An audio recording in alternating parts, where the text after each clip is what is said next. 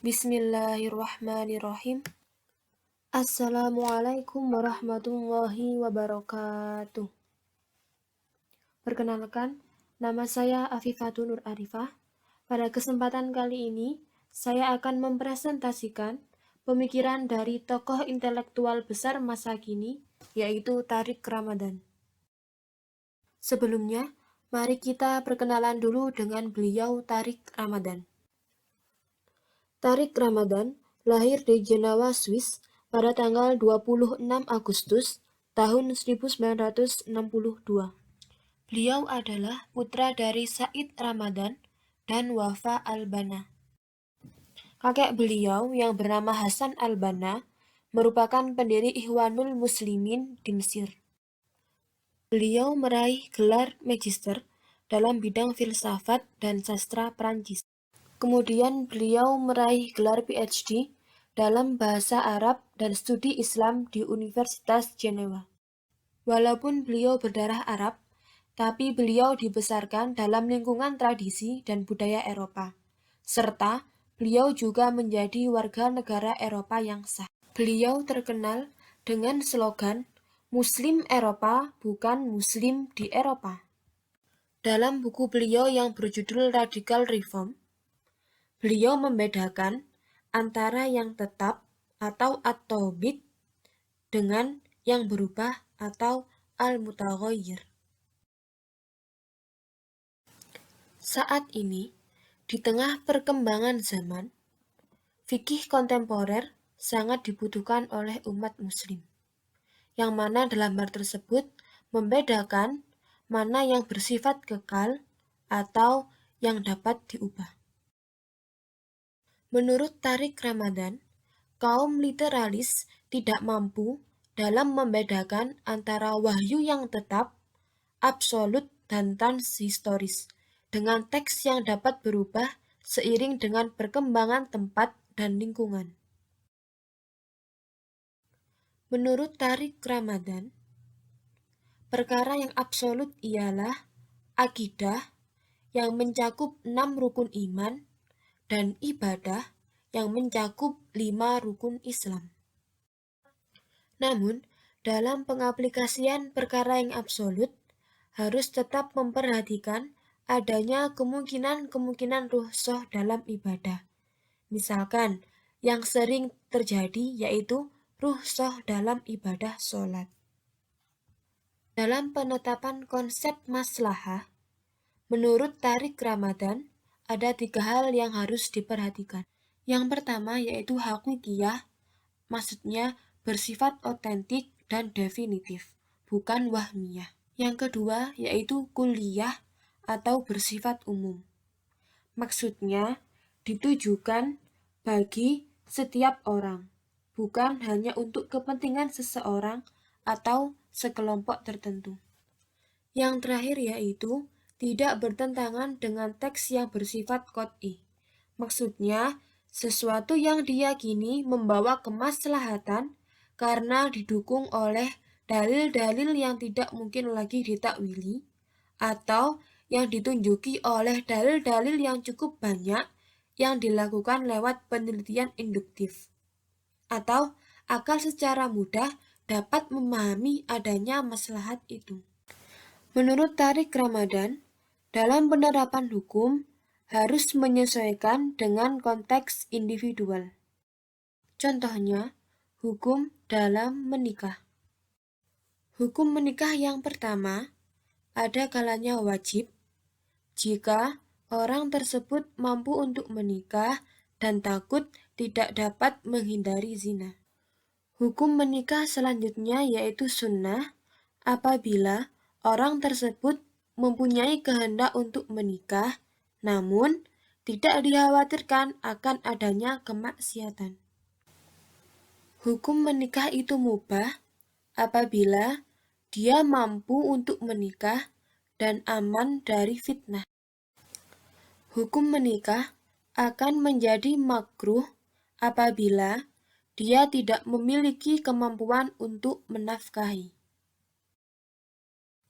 Yang terakhir, hukum menikah akan menjadi haram apabila Dalam pelaksanaannya ada tujuan untuk menganiaya atau tujuan-tujuan buruk lainnya. Adapun pemikiran tarik Ramadan diantaranya adalah yang pertama tentang budaya. Yang kedua yaitu konsep Darul Harbi dan Darul Islami. Yang ketiga, subjek perempuan dalam agama Islam. Selanjutnya, penundaan terhadap hukuman mati. Dan yang terakhir, tentang pemimpin Muslim. Pemikiran tarik Ramadan yang pertama yaitu perihal budaya. Menurut tarik Ramadan, sebagian umat Islam masih tertutup akan budaya lain, terutama budaya yang datang dari Eropa. Dalam kehidupan sosial, seseorang harus melakukan adaptasi terhadap kebiasaan, tradisi, dan budaya masyarakat di mana ia hidup. Menurut tarik Ramadan, keberadaan asimilasi budaya itu mutlak dilakukan. Karena jika asimilasi budaya tersebut diabaikan, maka tidak akan ada ruang bagi orang Muslim untuk bertahan di Eropa. Tarik Ramadan meyakini bahwa dengan semangat keterbukaan umat Islam akan lebih dapat menangkap ajaran-ajaran Islam yang bersifat universal dan tidak partikular. Prioritas agama Islam adalah nilai-nilainya yang universal yang dapat merangkul, bukan hanya tradisi Islam saja, namun juga merangkul tradisi-tradisi lain dari agama dan budaya yang berbeda.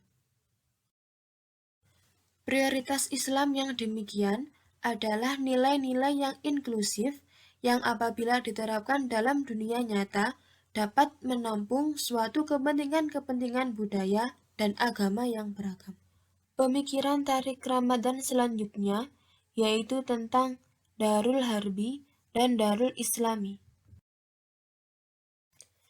Darul Harbi dan Darul Islami adalah dua konsep yang tidak disebutkan dalam Al-Quran dan Sunnah. Konsep ini sebenarnya tidak berhubungan dengan sumber pokok Islam, yang mana salah satu prinsipnya ialah rahmatan lil alamin. Menurut tarik Ramadan, saat ini istilah Darul Harbi dan Darul Islami sudah tidak relevan lagi.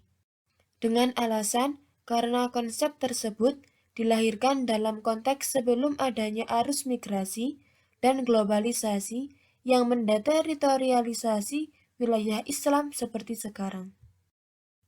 Tarik Ramadan merasa keberatan dengan pemahaman klasik tentang konsep ini yang cenderung menafsirkannya dari perspektif teologis yang menghasilkan konklusi diskriminatif, yang mengatakan bahwa negara non-Muslim dianggap sebagai Darul Harbi, sehingga negara tersebut boleh untuk diperangi. Sedangkan, jika memandang dari perspektif pendekatan geografis, maka pemahaman yang didapat ialah bahwa sebuah negara dapat disebut sebagai Darul Harbi jika memerangi negara kita, yang mana negara tersebut harus diperangi tanpa memperdulikan apakah negara tersebut negara Muslim atau bukan. Saat ini, negara-negara di Eropa sangat menghormati Islam sebagai agama. Oleh karena itu, negara-negara di Eropa tidak bisa dikatakan sebagai Darul Harbi. Dengan tidak adanya Darul Harbi dan Darul Islami, maka yang ada adalah konsepsi status warga negara, yaitu mengingat status sipil kita. Misalkan kita orang Muslim tinggal di negara non-Muslim, dan orang non-Muslim tinggal di negara Muslim. Maka terlepas dari itu, kita semua harus mengabdi kepada negara di mana kita tinggal. Pemikiran selanjutnya yaitu mengenai subjek perempuan dalam Islam. Dalam agama Islam, posisi perempuan sama dengan laki-laki dalam hal Mereka sama-sama sebagai makhluk dan sebagai orang yang beriman. Mengenai isu perempuan, Tariq Ramadan beranggapan bahwa tidak akan cukup untuk mengandalkan beberapa pendapat hukum. Maka dari itu, kita harus berani membuka jalan untuk prospek baru. Dalam hal posisi perempuan, Tariq menekankan bahwa pemahaman ajaran Islam yang berkembang selama ini tidak terlepas dari upaya interpretasi fuqaha masa awal yang tentu dipengaruhi oleh sosial kultural yang mengitarinya. Selanjutnya yaitu tentang penundaan hukuman mati. Perihal hudud telah dijelaskan di dalam Al-Quran dan Sunnah. Dalam pelaksanaannya, mempertimbangkan keadaan masyarakat merupakan salah satu prasyarat pelaksanaan hudud. Dengan demikian, prioritasnya ialah mengkampanyekan keadilan sosial. Sebagai salah satu contohnya, pada masa kepemimpinan Khalifah Umar bin Khattab. Pada masa kepemimpinan beliau menunda penerapan hukuman kepada para pencuri selama masa paceklik berlangsung. Selanjutnya yaitu tentang pemimpin Muslim. Menurut Tariq Ramadan, sebagai umat Muslim harus mampu mempertahankan diri dari serangan luar, atau disebut dengan izah. Kemudian, adanya rasa memiliki dalam komunitasnya, memiliki visi dengan Quran dan hadis, menjalankan praktek sehari-hari sebagai seorang Muslim, dan memperhatikan orang-orang di sekitar mereka. Menurut Tariq Ramadan, umat Muslim harus benar-benar memperhatikan orang-orang yang berada di sekitar mereka, dan juga memperhatikan etika serta moralitasnya.